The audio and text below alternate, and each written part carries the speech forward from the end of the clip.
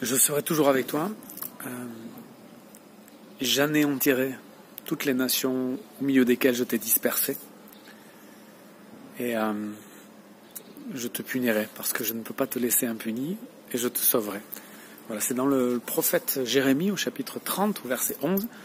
Et ce que je trouve fort dans ce passage, c'est que Dieu fait la promesse à son peuple de le sauver, de le délivrer.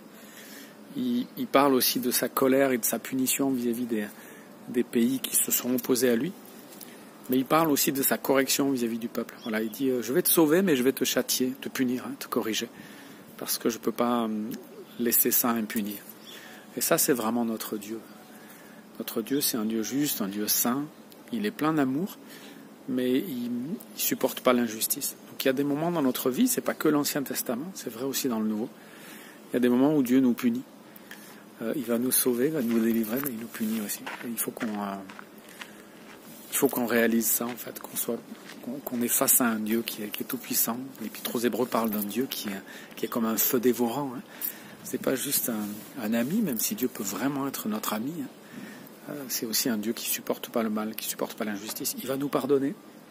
Et il y a des moments, en fait, où il va nous corriger. Donc, ce qui était vrai pour le peuple d'Israël est vrai aussi pour l'Église. L'Église vit parfois des moments difficiles simplement parce que c'est une épreuve, et parfois parce que c'est une correction. Hein. Voilà.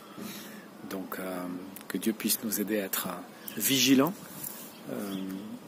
à être conscients qu'il nous protège et qu'il s'occupe de nous, et puis accepter aussi la correction, et que cette correction nous aide à nous reprendre, quoi, et qu'on fasse attention à la suite. Voilà, que Dieu nous bénisse et nous garde.